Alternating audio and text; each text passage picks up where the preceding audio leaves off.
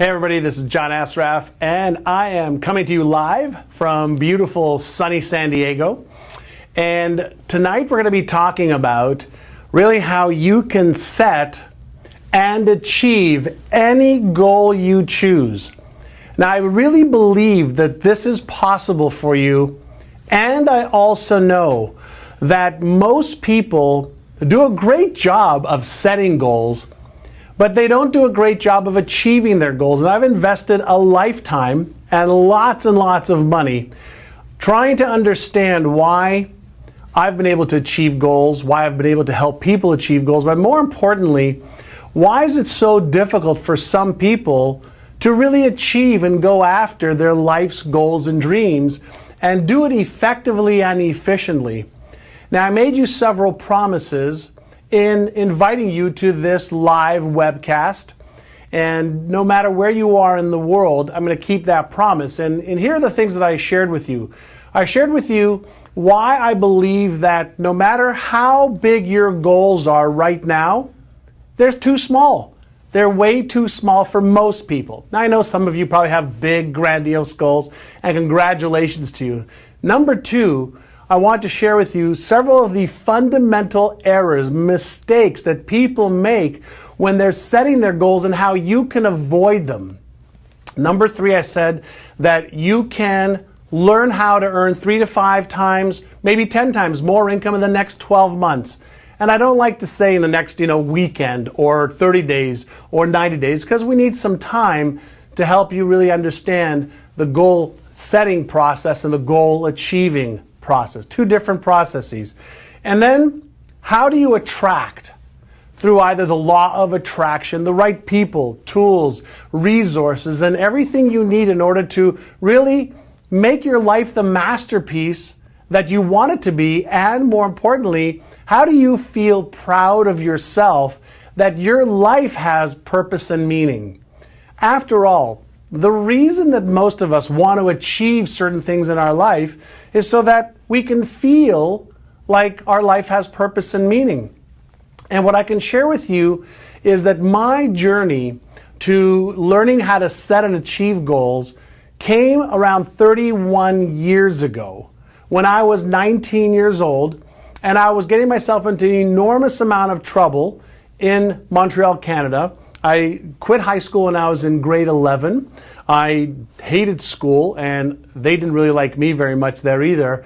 But I knew that I had something within me that I really wanted to achieve success. My dad was a cab driver. My mother worked at a local department store. We weren't poor. We had food on the table, lots of love, but we never had more than enough.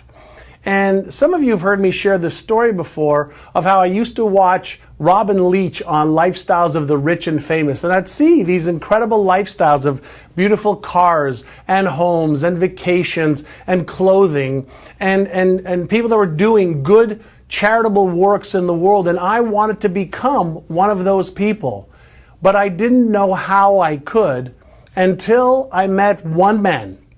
And this man's name was Alan Brown, and he was a real estate developer and the owner of several real estate companies in Toronto, Canada.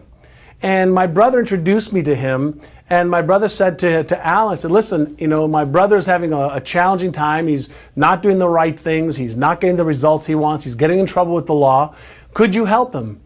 And Alan pulled me aside and asked me a few questions. And I'm going to ask you a couple of those questions today or tonight, depending on where you are. But the first question he asked me was this. He said to me, are you interested in becoming a millionaire and becoming a good person? I wasn't a really good person at the time. And he said, are you interested, or are you committed to really achieving some grand goals and making something worthwhile with your life? And I asked him this question. After he asked me that question, I said to him, Al, what's the difference between whether I'm interested or whether I'm committed? And he said to me something that stayed with me for 31 years, that hopefully will stay with you for a long time. He said, the difference between interest and commitment is this.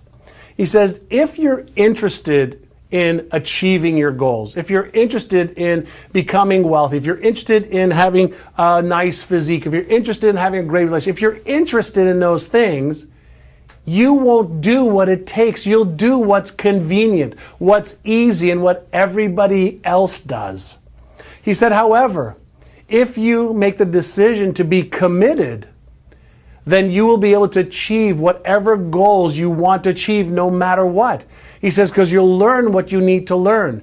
You'll rehearse what you need to rehearse. You'll practice, you'll drill, and you'll do everything that is needed to be done in order to achieve success. He said to me that the people who are committed don't have excuses.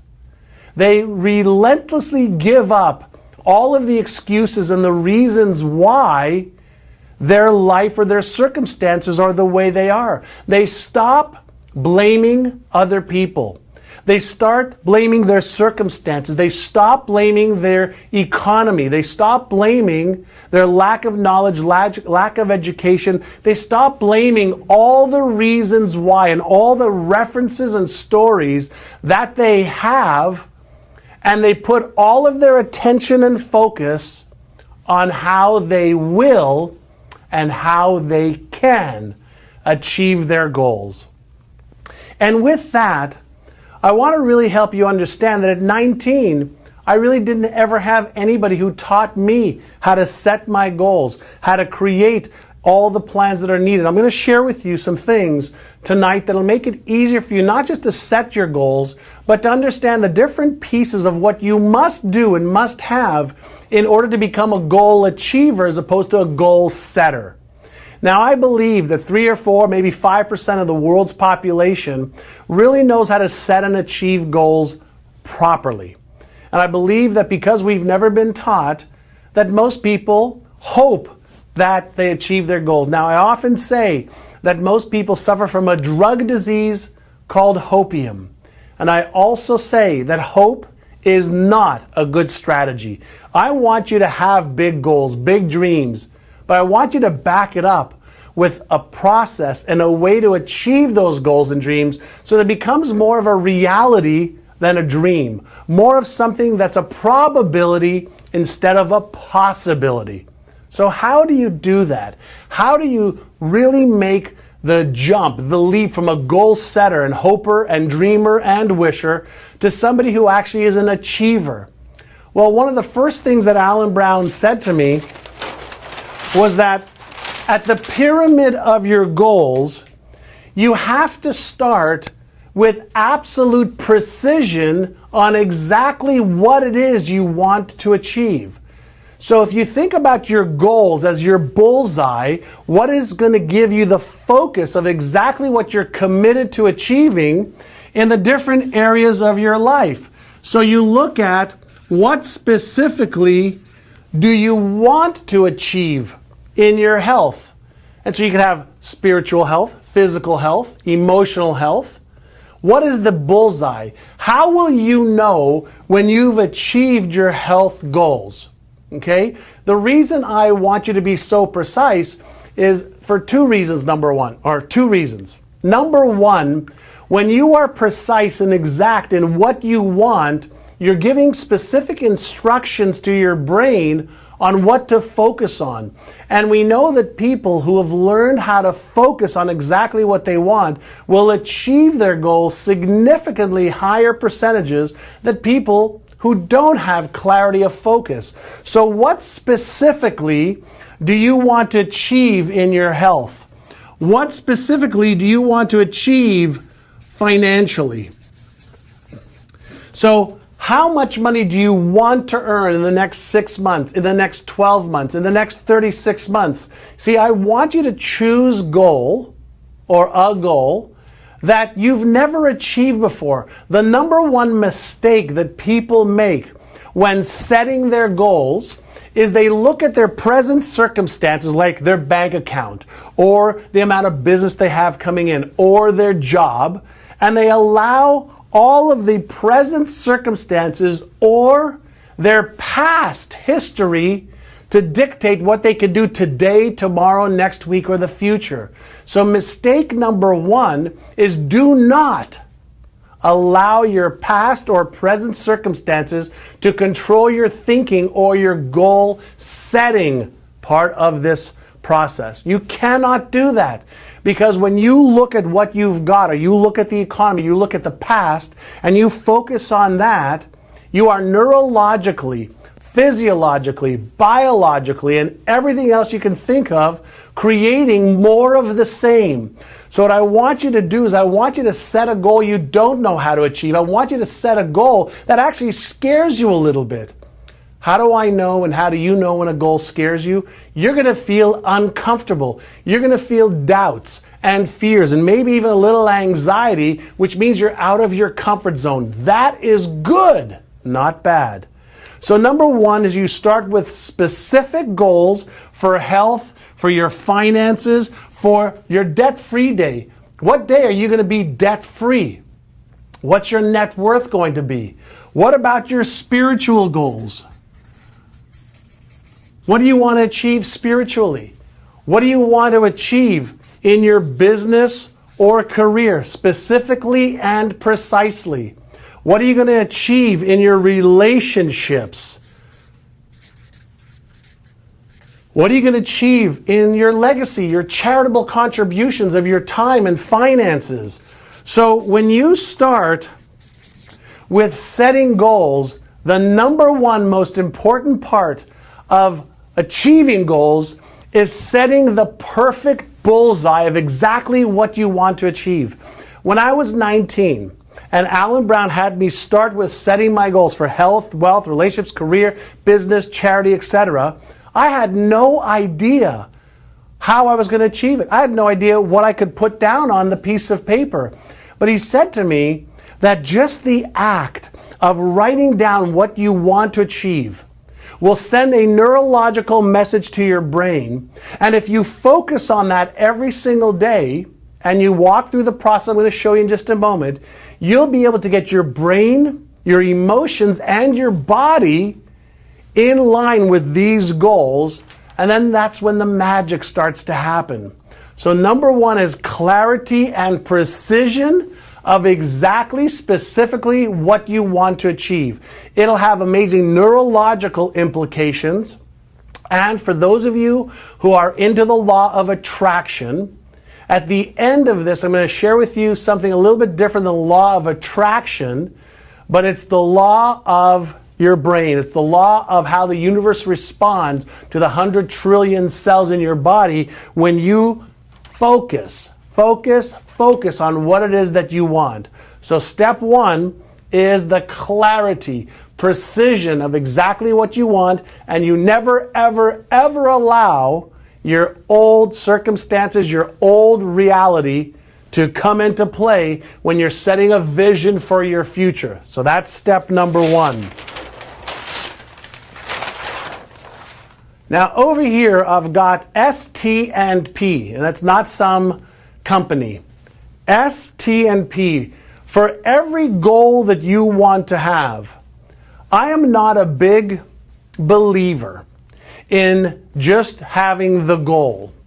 The S stands for strategies. The T stands for tactics, and the P, okay?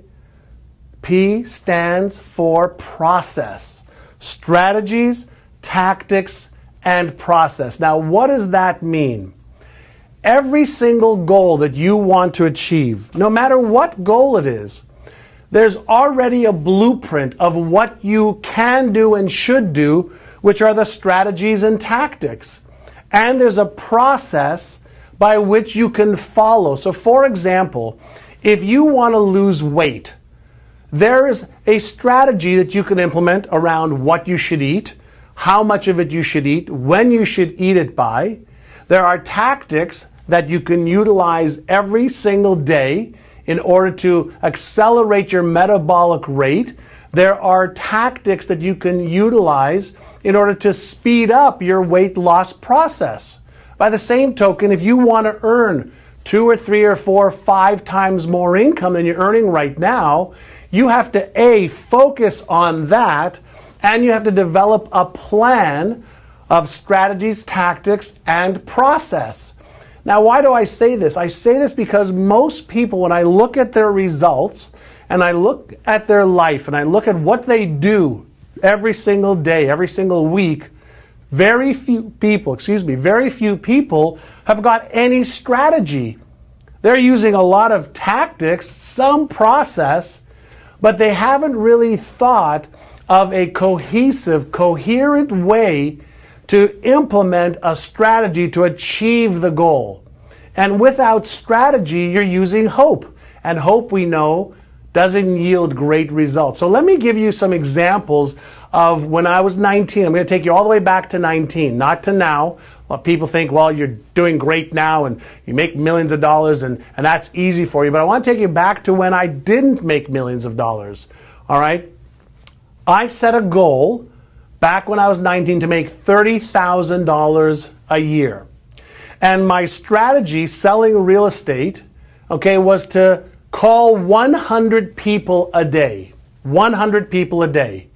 The tactic that I used was to offer them a free home assessment and to offer them, for us to bring our clients to them.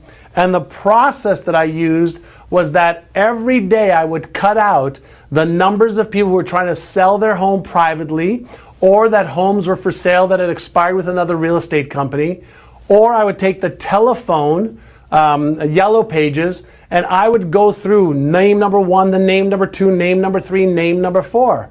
So the goal was $30,000 in a year. The strategy was the telephone sales. The tactics was to try and get in the house to introduce our company, introduce our buys there. And the process was 100 calls every single morning between 8:30 and 10:30, 11 o'clock. And so it wasn't a matter of rocket scientists. It was a matter of doing the right things in the right order every single day. And so you have to develop for every one of your goals, how specifically am I going to achieve them? Now, some of you may be thinking, I don't know how. If I knew how, I would do it. And that's not the truth, because you already know how you could be doing things differently. You already know what you could be and should be doing differently, but you're not doing it. That's going to lead us to the second part over here of what is it that you have to develop. So you've got to have your goals, you've got to have your strategies, you've got to have your tactics. So strategies are what you need to do, tactics are how you need to do it, and a process is just a system to follow over and over and over again. Hopefully that makes sense so far. Here is where I see that most people get into a challenging time. They have horrific, terrible habits around strategies, tactics, and process to achieve their goals. And so they don't have the consistency or the right habits or daily rituals of two things. Number one, they don't have the daily rituals of thinking about their goals on a daily basis. Now, you may think about, why does that make any difference? Well, it makes all the difference in the world, because as soon as you develop the habit to focus on what you've written down as a goal, you're creating a neurological pattern, almost a map of your new goal in your brain. And then your brain starts to see things in the physical world that match up with the goal. Most people never write their goals down, and that is problem number 2. That's one of the second biggest mistakes people make. They don't take the time to write it down clearly and precisely, and so they think that they have some goals, or they write it down once or twice, and they never look at it again. That's one of the biggest fundamental mistakes, number 2, that people make. What I want you to do is I want you to write your goals down, and I want you to develop a plan, a little blueprint. Think about this. If you were to get on an airplane and you wanted to go from where you live right now and you wanted to go across the ocean somewhere, wouldn't you demand that first you have the destination, the goal, and then secondly, that the pilot and the airline would have the strategy for how to get you there, the tactics to how to get you there, and the process to make sure that everything was safe? And wouldn't you want them to have the habits of going through this checklist and focusing on exactly where they wanted to get you to and what the process was every single time? Well, what I found is most people don't have the right daily habits or rituals to achieve the goals that they want. They have hopes and dreams, but they're also locked in a habit loop. And a habit loop is something that you just get accustomed to doing every single day. Now, for the most part, yours and my brain is really lazy. And for those of you who know my work, I'm all around the neuroscience of maximum achievement, the neuroscience of how do we get people to think differently? How do we get people to behave differently? And most importantly, how do we get people to create the habits that are duplicatable and replicatable every single day? And one of the things that I can share with you based on the latest neuroscience research is that the habits that you have right now are specifically geared towards helping you achieve everything you've achieved right now. So if you want to break free to 2 or 3 or 4 or 5 times more income, or a different, weight, or a better relationship, you have to break the habit loop that is causing you to think and behave a certain way. And let me share with you a very simple process. Every day when you wake up, whatever time it is, certain things are triggered, and you have the same triggers that causes the same routines that give you the same rewards. So you have a trigger, a routine, and a reward. Now, what is a trigger? A trigger can be waking up. A trigger can be the phone ring. A trigger can be you wanting, coffee. Okay, because you're used to getting coffee every single morning. Well, if you can learn that all habits are triggers, routines, and rewards neurologically, something triggers you thinking a certain way, something triggers you behaving a certain way, and that behavior gives you a reward. When you understand how to identify your triggers and you understand how to change your routine, all of the latest research suggests that we don't have to change the trigger or the reward. But if you can change the routine, then you can keep the ends of the trigger and the reward the same. So what does that look like? So let's say you wake up in the morning and the first thing you do is you look at your cell phone to see what emails you've got coming in. So why would you do that? Well, you've done that, or you do that because you're habituated to doing it. So there is a trigger, a routine, and a reward. So every time you look at it and you communicate, whether it's text or whether it's responding to an email or checking the news or a sports score that you like, something triggers it, you pay attention, you do the routine, and you get the reward of getting that satisfaction, that satiation point. Well, one of the things that we know you have to do in order to earn 2 or 3 or 4 or 5 times more income is you have to break the habit of being yourself. All of your habits you have garnered and gained over the last 10, 20, 30, 40, 50 years. And so in order to achieve a different result, you have to break the habits that have got you thinking and behaving the same way every single day, every single week, every single month. If you set goals and you create the strategies, the tactics, and the processes, these are all left brain, we call deductive reasoning abilities or imaginative abilities. But the habits are what drives the behavior every single day. And so when we talk about achieving goals, this part of the equation up here is the setting of the goals and setting of the plan. Most people stop right over here. Or they think that if they set their goals, that habits are going to automatically follow. They don't for longer than a day or 2 or 3 or 4, because all of the decisions and the behavior for a day or an hour or a week is based on willpower. And most people don't understand that willpower and habits are tied together. and you create a habit loop, a willpower loop. And when those triggers are triggered and the routine is the same and the rewards are the same, you never break the habit loop. And so what you've got to do is understand what triggers your behavior. How do you change the routine? So let's say you get up every day and your reward is, feeling a little bit of energy and a spark when you're drinking a cup of coffee. Well, what triggers it is usually you wake up and you go downstairs in your home or to wherever you go for coffee, and you go through that routine, and then you get that reward of feeling a little perk and a little bit more alive.